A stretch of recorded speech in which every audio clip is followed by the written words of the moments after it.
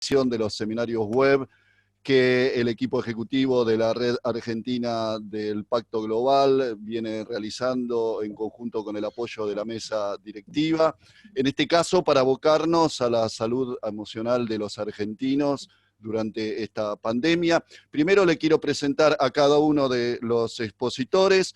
Estamos con Teresa Torralba, que es licenciada en Psicología, graduada en la Universidad de Belgrano, directora del Departamento de Neurocirugía del Instituto de Neuropsicología, del Instituto de Neurología Cognitiva de Buenos Aires, INECO, y profesora titular de Neurociencias en las carreras de grado y posgrado de la Universidad Favaloro.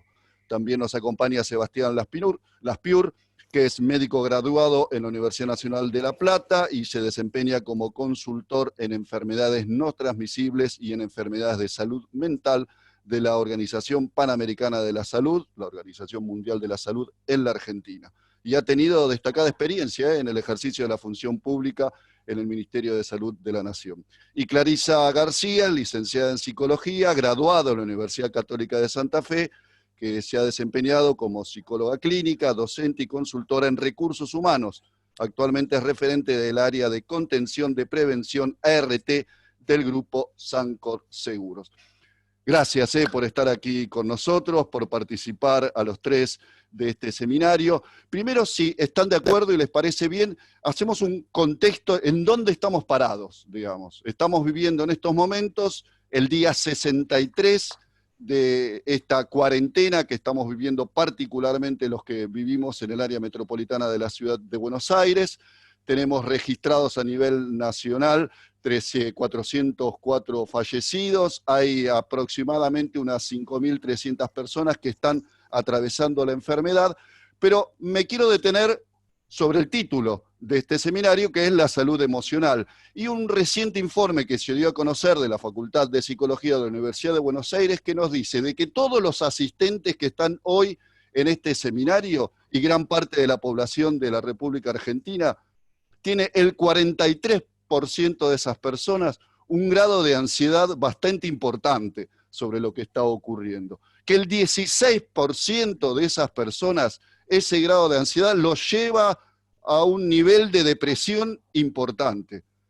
Y dos datos que me parece que podemos analizar posteriormente son los consumos de psicofármacos, de alcohol y de los niveles de violencia hogareña.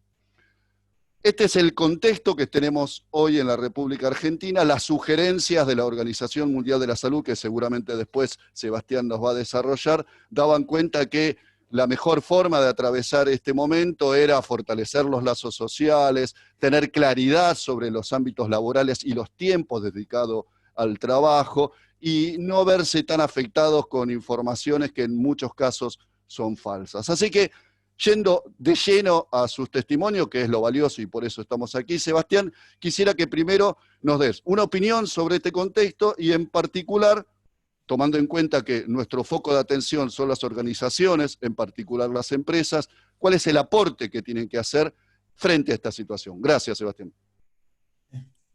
¿Qué tal? Primero, muchas gracias por la invitación.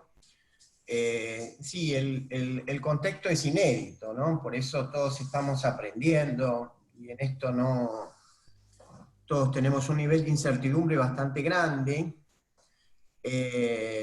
y es un contexto muy cambiante día a día. Lo cierto es que esta pandemia, además de ocasionar los daños a la salud física que todos conocemos y estamos experimentando, tienen consecuencias colaterales, ¿no? Y daños muy directos a la salud psicofísica también y la salud mental. Bueno, esto también sabemos que estos daños en la salud mental tienen que ver no solamente por consecuencias directas de la pandemia, de la posibilidad de infección, de temores a estar infectado, de que un ser querido pueda afectarse, sino tiene que ver con consecuencias que da el aislamiento social, y la reclusión, y también tiene que ver con consecuencias que dan desde el punto de vista económico, y esto es uno de los aspectos más relevantes de la pandemia y cómo ha cambiado nuestra forma de vivir, relacionarnos, interactuar, movilizarnos, producir y vincularnos con los otros. Sí, claramente hay una curva de contagios y de afectados con diagnóstico positivo y una curva de afectados por condiciones psicosociales, ¿no? Y esto sucede en todos los eventos que tienen consecuencias importantes, las catástrofes humanitarias y situaciones de emergencia por cuestiones naturales o guerras, generan las consecuencias propias de la guerra, pero las consecuencias posteriores que tienen implicancia en la salud de las personas que atravesaron esos contextos y de los familiares y de la sociedad en su conjunto que vivió circunstancias de emergencia inéditas. Lo cierto es que uno no puede decir ahora, y tampoco es prudente compararlo, ni con una guerra, ni con una situación de catástrofe humanitaria, pero lo que sí tenemos que aprender de todas las emergencias que hemos tenido y de otras pandemias. Y eso nos genera algunas enseñanzas. Las enseñanzas es que hay consecuencias colaterales muy importantes y que uno debe actuar no solamente para mitigar la expansión de un contagio puntual de lo que la pandemia significa, sino trabajar mucho para mitigar esas consecuencias y daños Sebastián, colaterales. te pido Sí, que nos detengamos un segundo acá, así seguimos con el sí, diagnóstico y después vemos la forma de tratar ese diagnóstico y el horizonte perfecto. a futuro, si te parece bien. Entonces, le quisiera dar la palabra a Teresa para que profundicemos un poco más de cómo nos está viendo a nosotros los argentinos y además el impacto que tiene sobre las organizaciones este aislamiento preventivo que vivimos. Bien, muchas gracias. Gracias por la invitación y un placer compartir este webinar con ustedes. Yo vuelvo a reforzar algo que, bueno, que quizás todos sabemos bastante hoy, que es, y que parte de los datos actuales de cómo los argentinos estamos siendo impactados, ¿no? por Uh -huh. esta pandemia y sus consecuentes cuarentena. Así como vos trajiste los datos específicos de una encuesta realizada recientemente, nosotros desde Fundación INECO hemos hecho una encuesta a los 10 días también del aislamiento con resultados muy similares. Es decir, los resultados obtenidos en una muestra de 13.000 personas que respondieron demostraron justamente que uno de cada 3 argentinos estaba teniendo síntomas importantes de depresión y el 50% de los que respondían la encuesta estaban sufriendo de ansiedad, ¿no? Sabemos que la ansiedad, como bien conocemos, es como este reloj interno que nos avisa que algo sucede. Y lo interesante, y quizás así como diagnóstico general, digo, más allá de que todos conocemos, ya hoy estamos lanzando la segunda parte de la encuesta a ver qué pasó a los 63 días, ¿no? ¿Cómo estamos hoy? Si así estábamos a los 10 días. Pero lo interesante, y aunque después hablemos de qué hacer al respecto, es empezar a pensar de alguna forma en sobre qué se asienta esta pandemia y esta cuarentena, ¿no? A mí me interesa como algo un poco más nuevo de decir cómo nosotros estábamos atendiendo la salud mental, cómo nosotros estábamos atendiendo como argentinos y como comunidad el bienestar general de la población, ¿no? ¿Sobre qué se asienta esto? Porque más allá de que esto es una respuesta a un evento externo que todos sabemos propios desde la psicología, bueno, que hay, de repente tenemos una serie de herramientas para poder hacerle frente a lo que nos está sucediendo, también es interesante sobre qué está, cuáles son los pilares, ¿no? Entonces, creo que vamos a tener que trabajar, y hoy probablemente hablemos bastante sobre qué es lo que sucede, cuáles son las herramientas, qué tenemos que hacer hoy, porque bueno, esto no sucede hoy, pero vamos a tener que pensar, a mi criterio, fuertemente cómo el sistema de salud y cómo cada uno de nosotros, profesionales de la salud, tiene que trabajar arduamente para para que contemos como comunidad y como sociedad con mayores herramientas para atender a esta problemática, ¿no? Que tiene que ver con la salud mental de los argentinos. Exactamente, Teresa. Y quisiera seguir sumando elementos, los que fuiste aportando son muy valiosos, con Clarisa, porque desde Prevención ART me parece que ellos también tienen datos sobre cómo impacta en las plantillas de las organizaciones esta situación, este estrés, ¿no?, que estamos viviendo todos, Clarisa. Sí, Marcelo, y la realidad es que coincide mucho con lo que Sebastián y Teresa mencionan.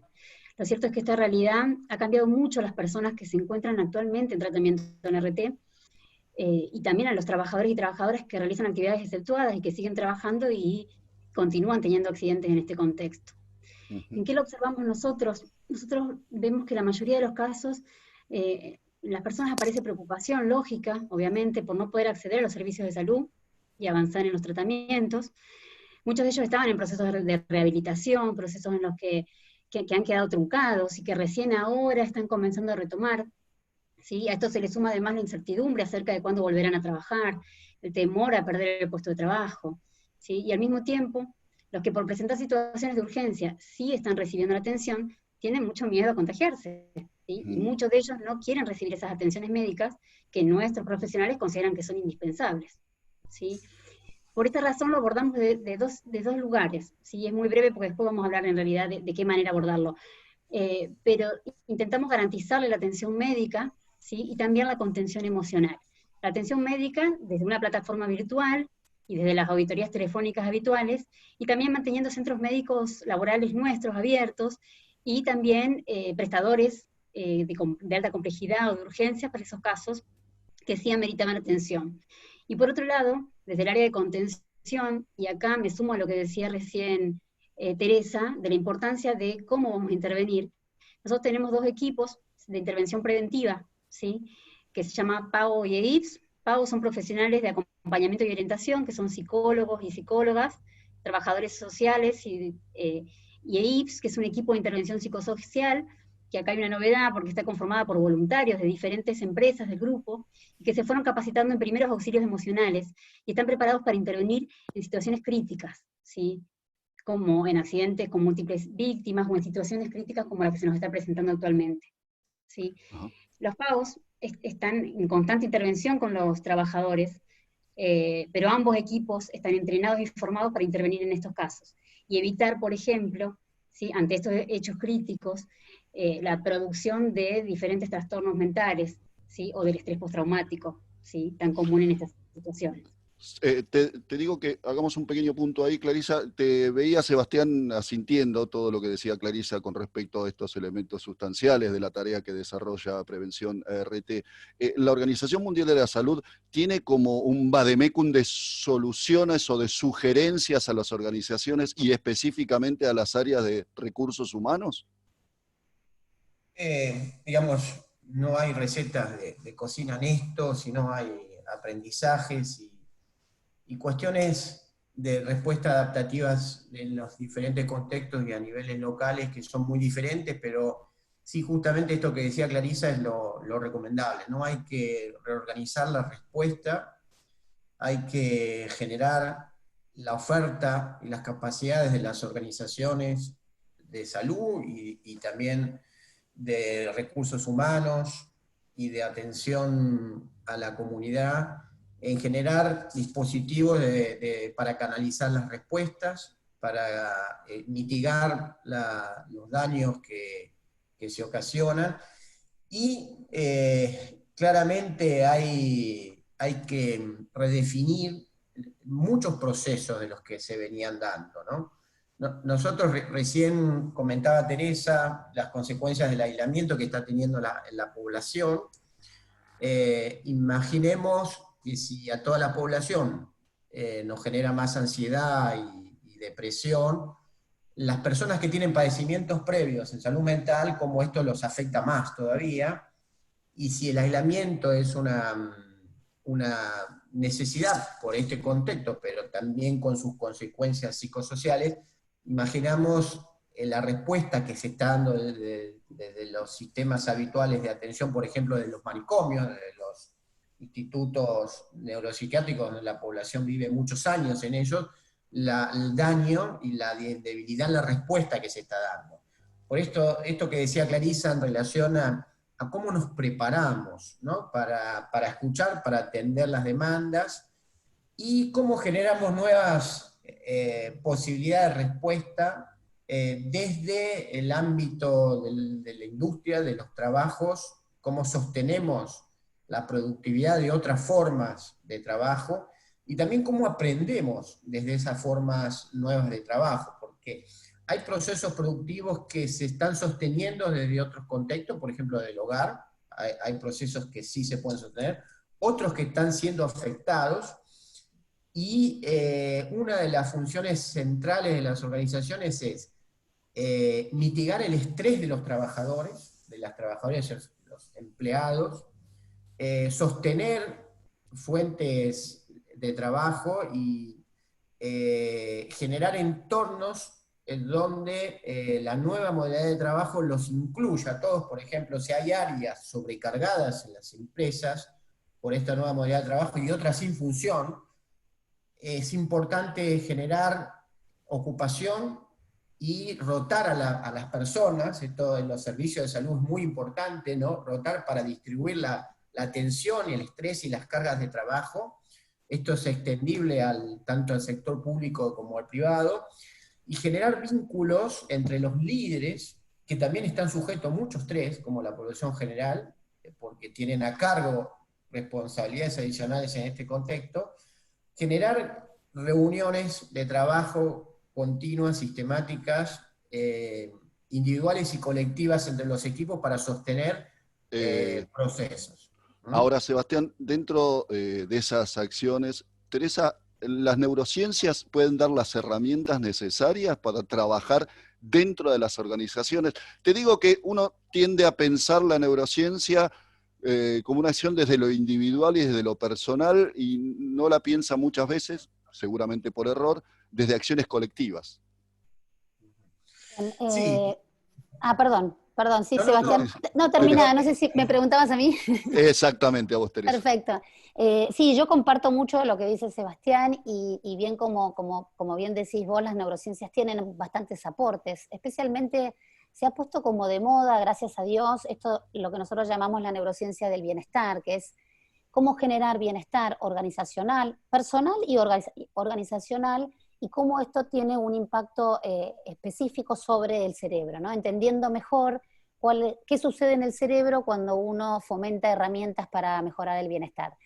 Si vos me preguntaras, lo primero que debería decirte con respecto a esto es que el bienestar se construye, y esto se construye a nivel personal y a nivel organizacional. En la construcción de lo que fuere está a cargo de nuestros lóbulos frontales, áreas del cerebro encargadas de la estrategia, encargadas de planificación y organización, por lo cual, a mi criterio, en este momento, desde lo organizacional, lo más importante es generar el movimiento adecuado, es decir, también se suma al concepto de resiliencia, es decir, cómo podemos ser resilientes, cómo aprendemos a ser resilientes desde la empresa, y hay algunos factores que son importantes y que se aprenden, que yo siempre digo, cuando uno lee la bibliografía, si uno supiera todo esto y lo pone en práctica en la organización, probablemente logremos efectos. Por ejemplo, las personas resilientes y las organizaciones resilientes se mueven rápido, es decir, frente a una circunstancia hay que tener la flexibilidad adecuada para moverse rápido, o sea, el tiempo cuenta, y segundo, para modificar objetivos, y esto es ser flexible. De todo lo que estoy conversando tiene que ver con nuestros lóbulos frontales, y yo insisto en que en una organización existen los lóbulos frontales, ya sabemos, ¿no? Entonces, desde los cargos directivos, que son los ejecutores, los CEOs, los comandantes en jefes, tienen que tener flexibilidad, tienen que tener este trabajo en equipo fundamental, no hay que hacer trabajar desde casa, sino el auténtico home office es un sistema reorganizado en pos de las nuevos objetivos, mover a la gente, cambiarla. Hay muchas cuestiones vinculadas con, como yo digo, de la resiliencia personal, que pueden llevarse directamente, extraerse desde lo personal y ir a lo organizacional. La protección de los empleados es fundamental, la buena comunicación es fundamental, Y todo esto, así en lo individual, arrancando por la pregunta que me hiciste desde las neurociencias, las personas resilientes se entrenan en poder de alguna forma desconectar las áreas más racionales, que son nuestros lóbulos frontales, especialmente izquierdos, que están evaluando la situación, de el torbellino emocional que nos genera una situación como esta. Quien más rápido pueda aceptar sus emociones, trabajarlas, incorporarlas, pero desconectarse para poder ser un buen estratega también, o sea, sin desconectarse de lo emocional en sí, pero sí como a paliar este torbellino emocional, se sabe que esas personas son las más resilientes, es decir, una especie de mandato desde nuestros lóbulos frontales hacia las áreas más subcorticales, que son las emocionales, es decir, bueno, hoy necesitamos poner paño frío, repensar los objetivos, mover las fichas, cambiar, acompañar a quienes más los acompañan, trabajar en equipo y de esta manera, y rápidamente, porque el tiempo cuenta, rápidamente refocalizarnos. Y esto nos hace más resilientes. Y le vamos a preguntar a Clarisa, porque me parece que una organización con las características que tiene Prevención RT, donde me imagino que como compañía de seguro en estos momentos el teletrabajo es una acción cotidiana y permanente, ¿de qué manera ese lóbulo frontal está protegiendo a sus colaboradores porque están sufriendo un estrés mucho mayor del que tenían seguramente previo a esta pandemia? Y recordando que como pilar de los 10 principios de nuestro pacto global es tener ámbitos laborales saludables, digamos, ¿no? Entonces tenemos particular atención sobre esto. Clarisa. Bien, sí. La verdad que el 20 de marzo nosotros teníamos que seguir trabajando. Teníamos que asegurar la continuidad del negocio. No podíamos permitir que nuestros clientes y asegurados se queden sin servicio. Y si bien veníamos realizando algunas pruebas de home office desde hace tiempo y en diferentes sectores de la empresa, nunca pensamos que debíamos migrar de un día para el otro 3.000 personas a esta modalidad. Y así fue, en un día, gracias al esfuerzo de la gente de tecnología, muy importante, y a la voluntad que puso cada una de las empleadas y los empleados del grupo, seguimos funcionando, ¿sí? Por lo tanto, había un pequeño sector que ya estaba preparado para hacerlo, pero la mayoría de las personas se iban a encontrar con un desafío muy grande, ¿sí? ¿Por qué? Porque no todos contaban con un espacio físico y un contexto adecuado para trabajar desde sus hogares. ¿Sí? Y a esto hago referencia con cuestiones básicas como mobiliario, un ambiente apto donde puedan estar cómodos, concentrados, sin ruido, sin interrupciones. Y si a esto le sumamos la multiplicidad de tareas, ¿sí? que todos debemos cumplir, como no solo las laborales, sino las domésticas, el cuidado de los niños, las actividades escolares de los chicos, tan famosas hoy, se hacía algo muy pesado. ¿Sí? Entonces, ante esta situación se fueron tomando diferentes medidas que no están directamente relacionadas con la salud emocional, pero que indirectamente han sido muy importantes y generaron un alto impacto en los trabajadores y en las trabajadoras. ¿Sí? Lo primero que se hizo fue conformar un comité de crisis, ¿sí? Por un grupo de personas con experiencia en diferentes ámbitos, ¿sí? Que eran importantes en este contexto, y ese comité se encargó de evaluar y de ir tomando diferentes definiciones para cuidarnos a todos. ¿Por qué consideramos que esto es importante? Por algo que mencionaron recién también, lo dijo Teresa. ¿Sí? Porque garantizar canales de comunicación eficientes, ¿sí? Con información precisa, clara, actualizada, para todos por igual, ¿sí? Porque lo importante es que llegue a todos de la misma manera, ¿sí? Ayuda a que esa preocupación de la que estamos hablando empiece a bajar, ¿sí? Esa preocupación que es generada por la incertidumbre que tenemos, y favorece esa sensación de seguridad, de control intrínseco y también extrínseco, también lo mencionaron recién, ¿sí? La sensación de que yo puedo controlar las cosas que están sucediendo, y que la empresa que me acobija, ¿sí? Que me tiene que guiar, también lo está pudiendo hacer. Entonces esos mensajes durante este tiempo fueron muy importantes, ¿sí? Después además, se fueron tomando otras decisiones que creo que no vamos a tener tiempo de mencionar cada una de ellas. Pero, por ejemplo, se sostuvo la parte tecnológica constantemente, ¿sí? Generó un espacio también en Yammer, para los que no lo conocen, una herramienta de redes sociales en donde podemos interactuar, ¿sí? Y no solo publicar cuestiones como estas, ¿sí? Anunciar un seminario como este, sino también nos podemos divertir y podemos desestructurarnos un poco. También se aseguró la asistencia médica calificada y especializada para todos los empleados del grupo, ¿sí? Esto fue por parte del departamento médico propio de la empresa y también de la app Llamando al Doctor, que fue muy importante en este escenario, ¿sí? Además, también se se promovieron, ¿sí?, algunas herramientas que ya se estaban utilizando, ¿sí?, como nuestra alianza con INECO y la Fundación CITES, ¿sí?, en donde se publicaron diferentes recomendaciones. ¿Sí? Y seguramente hay muchos otros temas que yo me había agendado para Y comentarles. seguramente te los recordarás y en unos segundos Eso, más lo te podremos lo voy a contar. desarrollar. Hace muy pocos días el secretario general de la Organización de las Naciones Unidas había señalado que necesitaban las empresas tener un fuerte liderazgo en este momento de crisis que estaba viviendo el mundo. ¿Qué puede aportar a la Organización Mundial de la Salud estas acciones como las que contaba Clarisa o cualquier otra organización empresaria a nivel global colaborando y accionando en conjunto con los gobiernos, Sebastián? No tenemos tu voz. Te pido, por favor, Sebastián, tu voz, por favor, habilita nuevamente el micrófono. Tenés cortado el micrófono. Ahí está, perdón. Ahí está. Ahora te estamos escuchando. Bueno, ¿me escuchás? Sí, es claro que el liderazgo es esencial para sostener todos los procesos, ¿no? Como recién señalaba Clarisa, sin un liderazgo, sin este comité, es muy difícil que el ánimo colectivo de los que forman parte de la institución, empresa, se pueda sostener. Por eso es clave la generación y el ejercer los liderazgos en cada una de las instancias donde cada uno estamos participando. Y es clave que el sector privado, la industria, tiene un enorme rol en todo este proceso. Por un lado, sostener todos los procesos productivos, porque la pandemia va a pasar, pero lo que va a quedar más resentido son algunas cuestiones que hay que recuperar de la economía y del bienestar. El sostenimiento de los procesos productivos con las normas de seguridad necesarias es importantísimo, y el aporte a todas las normas de bioseguridad en todos los procesos es un condimento clave para poder transitar este periodo de la mejor manera posible.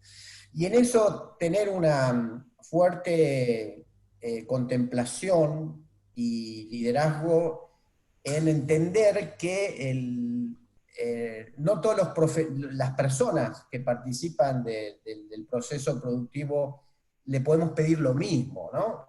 Tenemos que tener esas licencias con las personas que tienen enfermedades crónicas, contemplaciones diferenciales, y también tener un fuerte compromiso con la colaboración y el seguimiento de las recomendaciones que los estados están marcando.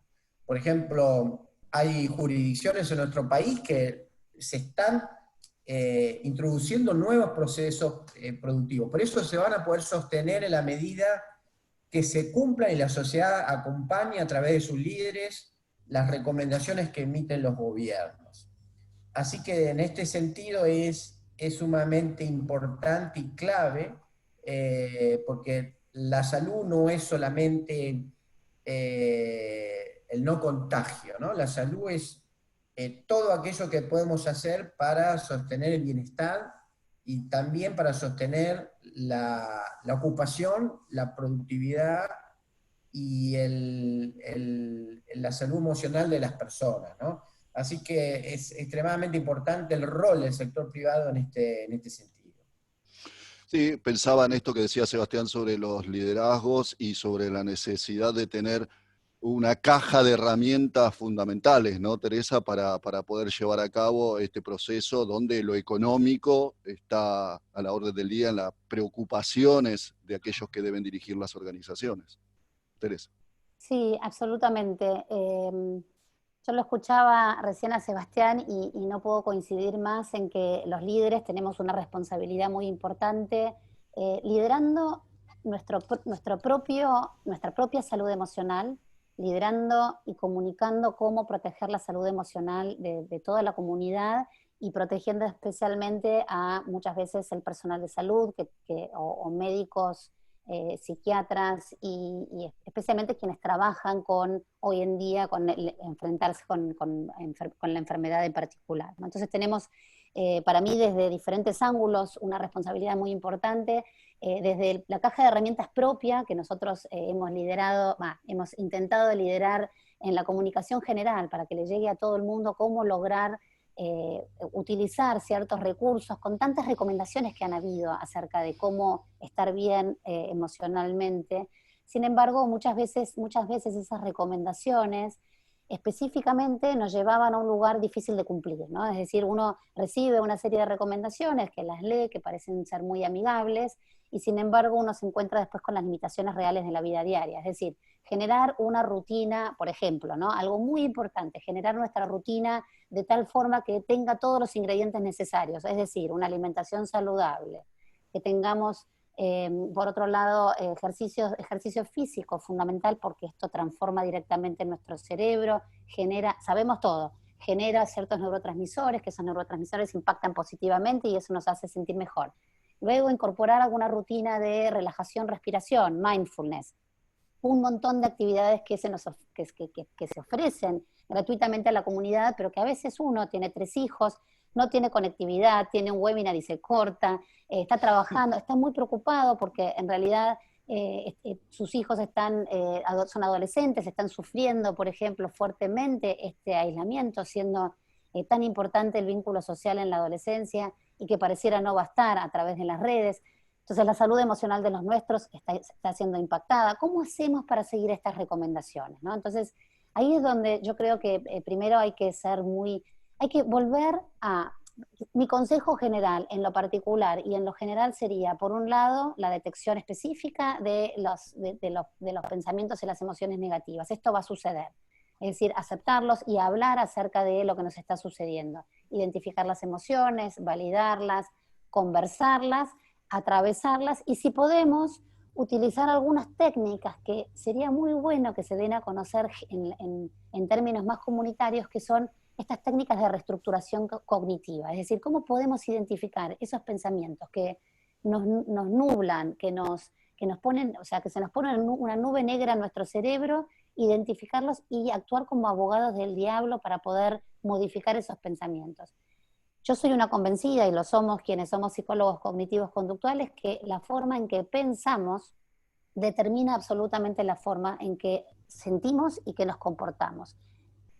Entonces, más allá de lo personal, el trabajo que uno puede hacer desde lo personal, creo que tenemos una obligación. Yo soy presidenta de la Fundación INECO, y desde la Fundación INECO y en INECO con nuestros empleados tenemos la obligación de transmitir a nuestra comunidad y darles herramientas para poder transitar de la mejor manera posible esta pandemia que tiene que ver también con la salud emocional de los argentinos.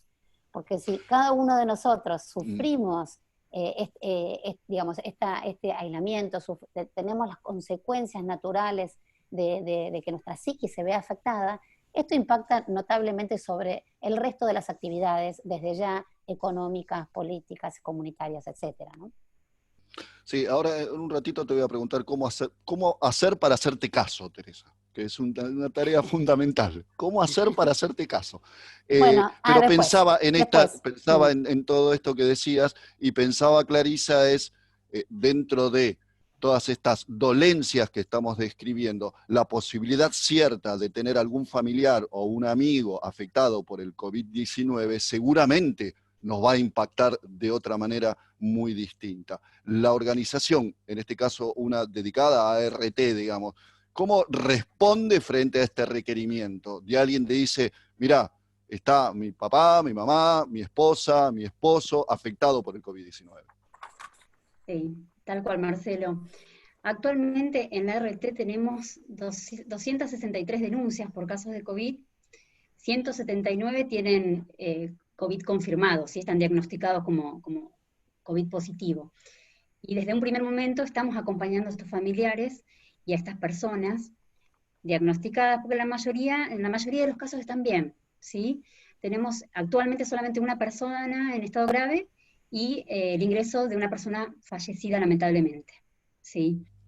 Mucho de lo que hacemos tiene que ver con lo que mencionaba Teresa recientemente, ¿sí? Pero uno de los mayores problemas a los que nos vemos enfrentados hoy por esta pandemia son los duelos, ¿sí?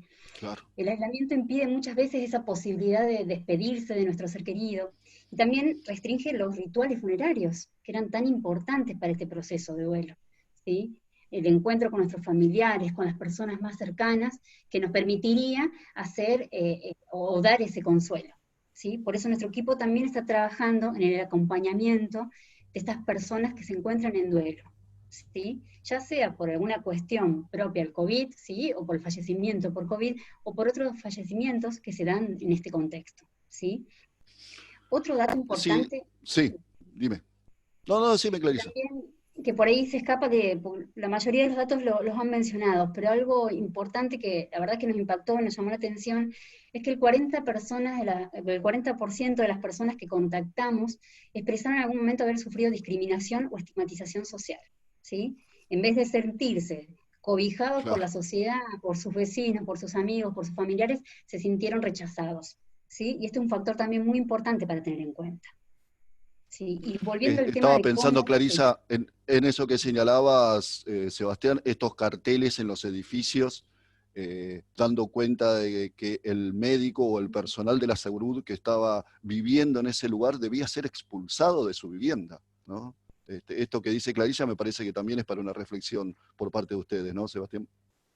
Sí, eso sucede lamentablemente en cualquier pandemia, cualquier epidemia. Por eso una de las recomendaciones iniciales era, primero, no referirnos a los casos por un nombre de nacionalidad o país como el virus chino, como se empezó a llamar. Una recomendación clave es justamente ponerle un nombre que no se asocie a ningún origen, porque realmente eso no es sano, ¿no? Y después hay recomendaciones para combatir el estigma, la discriminación que lamentablemente sucede con el personal sanitario. Algunos, cuando esto se inició a partir de los primeros casos que venían del exterior, una respuesta social de la población a, por ejemplo, los italianos que venían y que estaban en un edificio y toda la movilización de los vecinos. La verdad que eso no suma a la solución y es importante no referirse a los contagiados como los afectados, las víctimas del COVID-19, sino como, o tampoco aquellos portadores, porque realmente la condición de persona es más que ser portador de una enfermedad o de una condición, sino el lenguaje, hay que cuidarlo mucho para evitar, aunque uno no sea la intención de las personas, hay que cuidarlo mucho para evitar el estigma y la discriminación social. Es importante también que en relación a que tenemos que ya pasamos a otra etapa, vamos a tener que convivir más con el virus, vamos a tener que convivir más que el otro que conocemos o haya sido afectado, se haya contagiado y que en nuestra cercanía también tengamos una persona que haya tenido eso. ¿Por qué? Porque en la situación epidemiológica entramos en otra fase y entonces tenemos que bajar la carga de dramatismo de aquellas personas que están en contacto con el virus. Eso es muy importante transmitirlo, porque la verdad, primero todo eso genera daño, ¿no? Genera un daño adicional tanto a los profesionales de salud que están en contacto, pero también un daño a aquellas personas que tienen un familiar, y como decía recién Clarisa, el simbolismo del duelo, de despedir a los seres queridos y dar un abrazo cuando se pierde un ser querido, es algo central que hay que conservar. Ustedes saben que en Italia, cuando fue el colapso del sistema, le entregaban tablet a los enfermos críticos que estaban en terapia para despedirse de sus familiares. Esto es algo muy, digamos, tremendo en contextos de un desborde de un sistema sanitario que afortunadamente con las medidas de distanciamiento social entendemos que el sistema no va a estar colapsado, ¿no? Ahora, Pero yo escuchaba, Sebastián, escuchaba reiteradamente a profesionales de la salud señalando que tenían miedo al contagio, pero más tenían miedo al contagio a sus familiares, a sus sí, vecinos, a aquellos con los que estaba conviviendo, ¿no? Teresa, en esta situación te pediría una reflexión también sobre si nos va a quedar instalado el temor, si el miedo va a quedar adentro nuestro por mucho tiempo, independientemente de que esta curva de la salud emocional parece que en estos momentos está amesetada en niveles de ansiedad.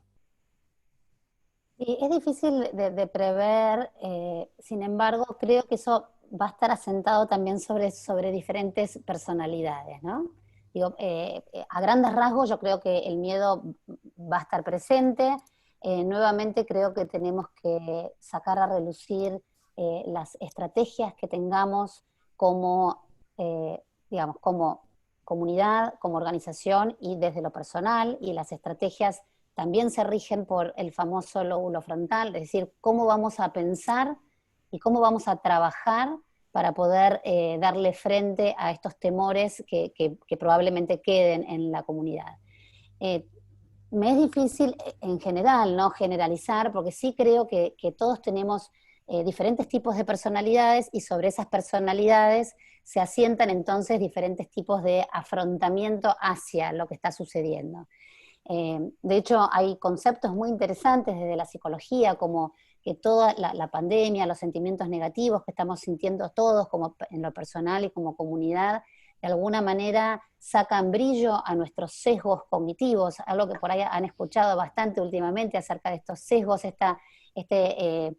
ese camino corto que toma nuestro cerebro para tomar decisiones, y que cuando uno está atravesando situaciones de mucho estrés, quizás se potencian, entonces aparecen sesgos como el sesgo de optimismo, que impide que la comunidad quizá acate las reglas tal cual queremos que las acate, es decir, creen que a mí no me va a pasar, o el de medir incorrectamente las probabilidades, o el sesgo de confirmación, que si yo estoy seguro que en realidad ya es hora de abrir la cuarentena, puede encontrar todas aquellas razones para justificar lo que yo pienso. Es decir, creo que es muy importante brindar, vuelvo a decir quizás, hacer algún comentario con respecto a lo primero que dije.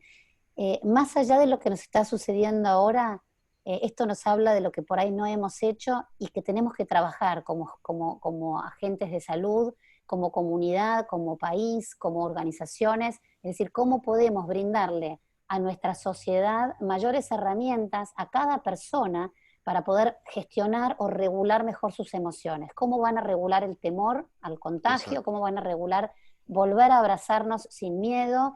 Y por otro lado, dependiendo de la personalidad y el sesgo de cada uno, cómo poder también trabajar sobre, por ejemplo, todo lo contrario, el sesgo de optimismo que hace que la gente salga a la calle cuando en realidad todavía estamos en una situación de peligro. Y te sumo, Clarisa, frente a lo que decía Teresa, un elemento más. El tema de la procrastinación, ¿no? Que nos pasa permanentemente, sobre todo ahora que tenemos tantas actividades digitales. Dejar para mañana, distraernos mientras estamos haciendo una tarea, hacer otra, ocuparse de los chicos, ocuparse de las tareas que tal vez no son imprescindibles, pero las hacemos. Me parece que esa procrastinación también es un elemento de la ansiedad importante, ¿no? Sí, por supuesto que sí.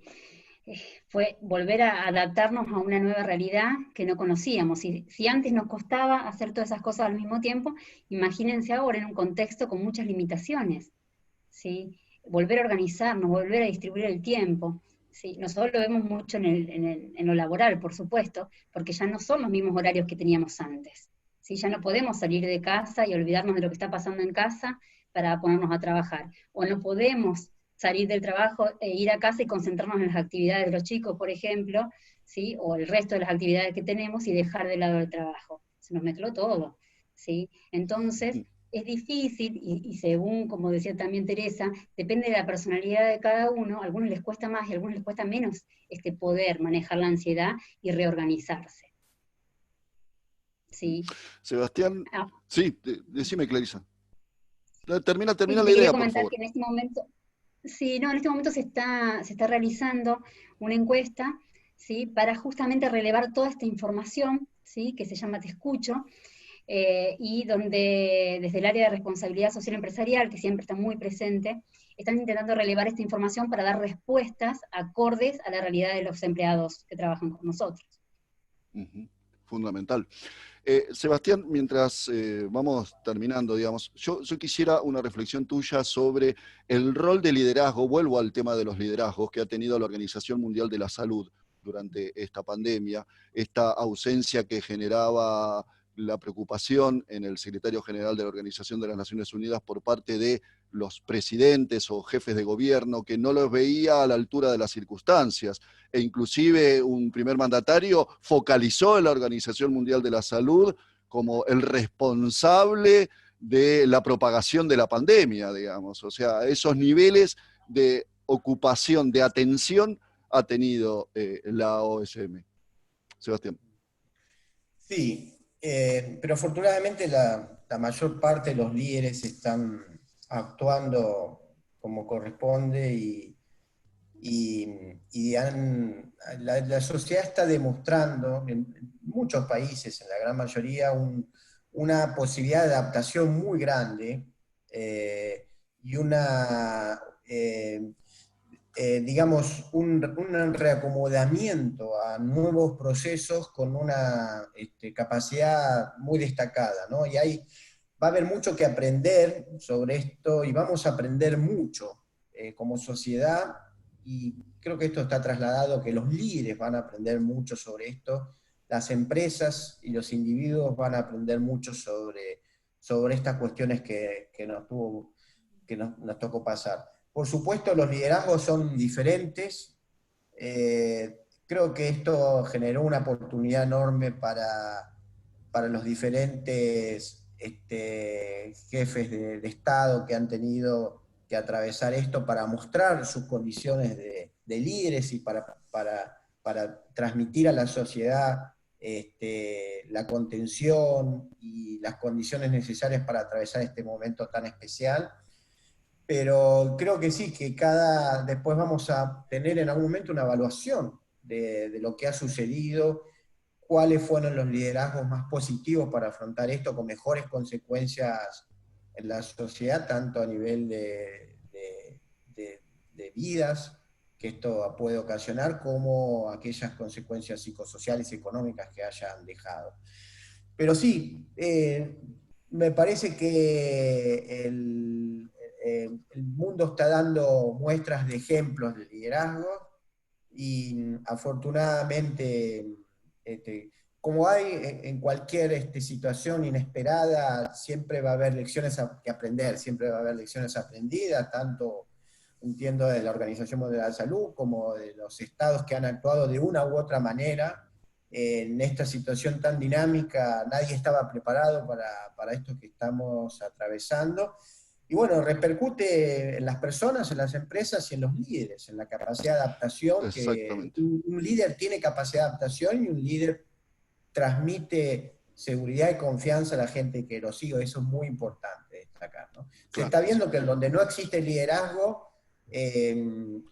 las cosas andan mucho peores, y lo peor que puede hacer cualquier sociedad para estar más vulnerable a una pandemia es la desesperanza, el caos, el colapso y la división de voluntades y el enfrentamiento entre partes, ¿no? Eso es el peor. Yo voy a aportarte algo, Sebastián, desde lo personal, ciertamente, que me parece que este amesetamiento, digamos, de los niveles de ansiedad y depresión por parte de los argentinos también está vinculado con esta imagen de tener líderes trabajando en conjunto, ¿no? Eso me parece que ayuda colectivamente a los niveles de ansiedad de la población. Es decir, un presidente, un gobernador, un jefe de gobierno de distinto color político, sentándose y acordando la política pública para desarrollar frente a esta crisis, me parece que eso nos calma también a nivel población. Pero, Teresa, yo te iba a pedir que hagamos, dentro de las observaciones y las miradas que estábamos compartiendo, como un sesgo positivo, y es la mirada sobre la mujer, ¿no? Sobre lo que acontece hoy en los hogares porque si ya tenía esa doble carga de la tarea hogareña y la tarea laboral, ahora ambas cosas teniéndolas en el hogar, ¿no? Sumando también, si querés, estos elementos de violencia doméstica, de femicidios que se siguen incrementando en nuestro país, nos da esta posibilidad de también poder leer esa curva de la salud emocional de las mujeres en las paredes de sus viviendas, digamos, ¿no? Bueno, sí, es una temática complicada, súper interesante. Creo que, a ver, independientemente de que es un mito que las mujeres tienen un cerebro más apropiado para la multitarea, ¿no? Que en realidad la ciencia no ha podido demostrar eso, pero la evidencia muchas veces lo demuestra. Es decir, las mujeres realmente están más acostumbradas a la multitarea que los hombres. No quiere decir que tengan un cerebro más preparado, sino que probablemente evolutivamente han tenido que realizar como más variedad de tareas. En ese contexto, yo por ahí quiero decir algunas cosas, y para terminar con una visión positiva, como decís vos. Primero, el gran esfuerzo cognitivo que estamos realizando todos, probablemente en especial las mujeres, pero quiero reivindicar que aquellos hombres que hoy tienen que quedarse en su casa y tienen que realizar tareas que antes no estaban tan acostumbrados, están haciendo probablemente el doble de esfuerzo cognitivo, ¿no? Uh-huh. Entonces, esto no quita que uno diga vamos a dejar a los hombres un poco más tranquilos, sino que el esfuerzo lo están haciendo probablemente con menos, arrancando de un lugar menor, ¿no? Porque no tienen esas capacidades tan desarrolladas. O sea que el esfuerzo general, y eso lo digo también para todos nosotros, el esfuerzo que estamos realizando hoy para trabajar en nuestras casas, para organizar nuestras tareas, organizar las tareas de nuestros hijos, estar, por ejemplo, en este webinar tratando de detectar las emociones de ustedes, mirándolos simplemente a través de una pantalla, tratando de no interrumpir cuando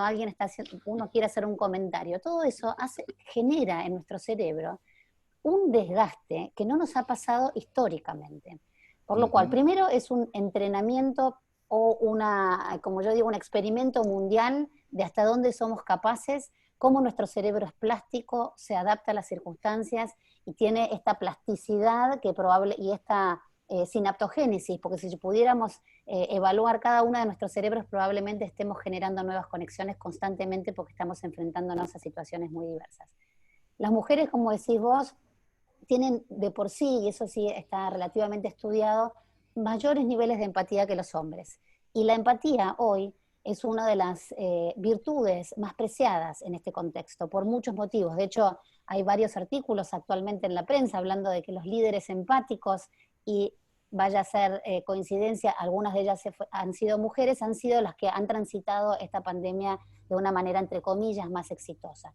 Es decir, que hay habilidades llamadas blandas, como por ejemplo la empatía, que son fundantes para atravesar estas crisis. Y en eso creo que las mujeres tenemos muchas herramientas para de alguna forma, identificar las emociones positivas, y ahí voy a hacer un listado que para mí son muy importantes, porque si no siempre nos detenemos en las emociones negativas que nos están impactando. Y esto tiene que ver con la generosidad, con el altruismo, con la empatía, con el optimismo inteligente, es decir, no el optimismo por ser positivo de por sí, sino inteligente, por la capacidad de adaptación.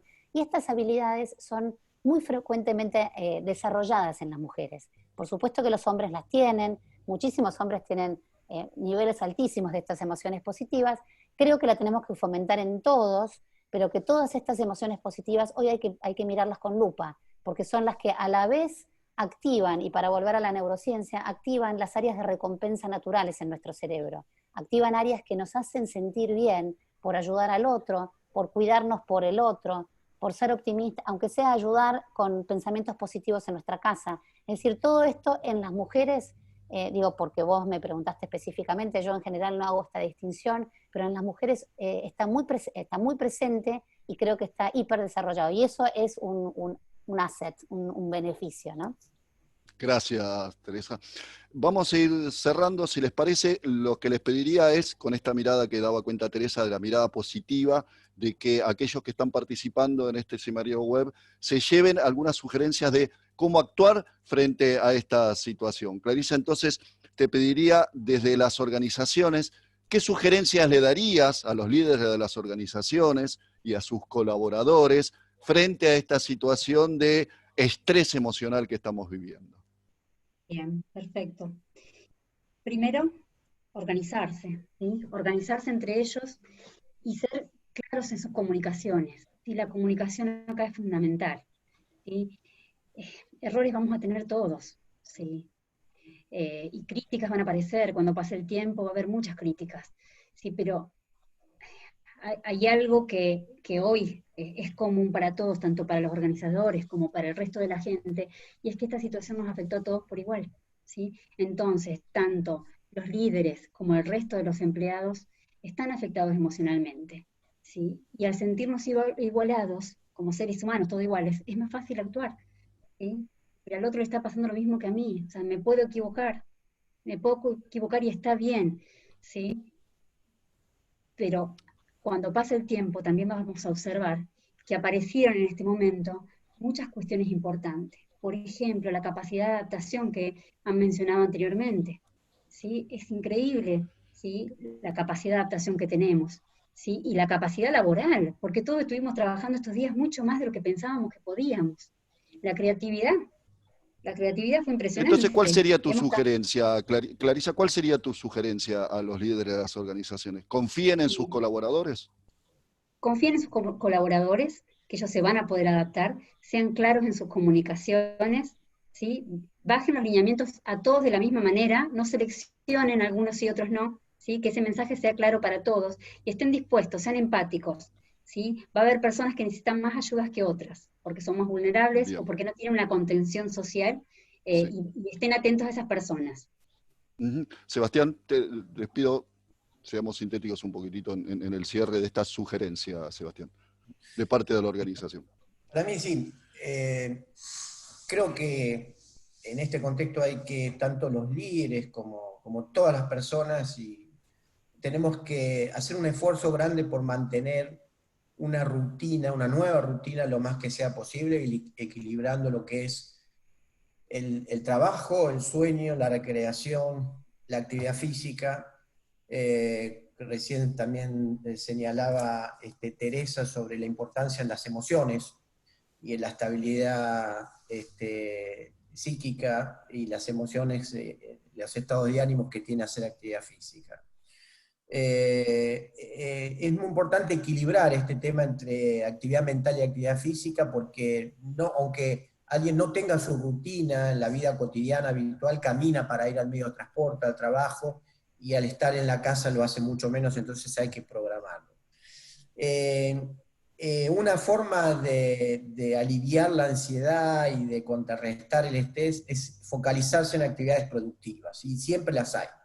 Hay cosas que uno tiene pendientes con sus familias, personales, que en este contexto por ahí tiene un poco de espacio, o debe procurarse ese espacio para cuidar su salud, y como líderes hay que cuidarse uno para cuidar hay que cuidar a quien nos cuida, siempre se dice, ¿no? Exactamente. Intentemos no recurrir al alcohol o al uso de sustancias para calmar la ansiedad, porque esto a la larga genera un problema adicional, y se está viendo en estos momentos un incremento del consumo de la venta de góndola de bebidas con alcohol. Y otra cuestión muy importante es racionalizar la información que uno tiene. No puede estar todo el tiempo expuesto a las situaciones de cuántos casos más, cuántos casos menos, aquel se contagió, aquel que no, aquel violó la cuarentena, aquel que no. Eso no es bueno, digamos. Eso no focaliza en cuestiones productivas, y hay que racionalizar nuestra exposición a la información, que sea a intervalos regulares, quizás en un momento del día, con medios confiables, porque también hay mucha información incorrecta que generan alarmas y no generan algo positivo para mitigar o para generar recursos para esta respuesta, Okay. y después saber que vamos a aprender mucho de todo esto, y nuestras instituciones y nosotros vamos a ser mejores en alguna manera, ¿no? Porque tenemos que aprender Gracias. Sí, rápidamente a manejar tecnologías, y eso sí, va a tener que quedarse después de la pandemia, ¿no? exactamente. Teresa, tus palabras de cierre. Te pido que Yo, ya estamos muy ya sobre el límite estamos, del horario. sol- Sí. nombro la palabra clave, resiliencia. Creo que tenemos que aprender a ser más resilientes como insisto, como comunidad, como organización y en lo personal. Necesitamos, para ser resilientes, algunos condimentos, y solo los nombro porque estamos con poco tiempo, que es, uno, la flexibilidad; segundo, tener sentido, darle sentido a lo que estamos haciendo, tener proyectos; tercero, tener relaciones interpersonales. No hablamos mucho acá de lo importante de lo social, de los vínculos sociales. Se sabe que las personas... En el comienzo habíamos señalado la sugerencia de la Organización Mundial de la Salud sobre fortalecer las relaciones sociales. Fortalecer las relaciones. Las personas resilientes son las personas que tienen más y más profundos lazos sociales, y hay que seguir cultivándonos en este contexto.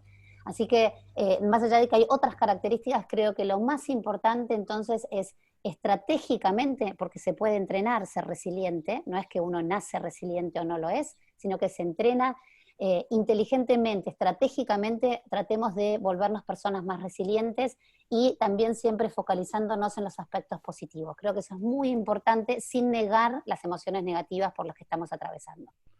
Teresa, muchísimas gracias. Clarisa, Sebastián, la verdad que la claridad de los conceptos me parece que nos va a ayudar a muchos a ir descendiendo esta curva de ansiedades y depresiones que estamos viviendo en nuestras familias, en nuestras organizaciones, en nuestra organización en conjunto. Gracias por haber participado en este seminario virtual. Gracias a todos aquellos que nos estuvieron siguiendo durante esta hora y media con atención cada uno de los conceptos en esta segunda edición del webinar del Pacto Global de Argentina.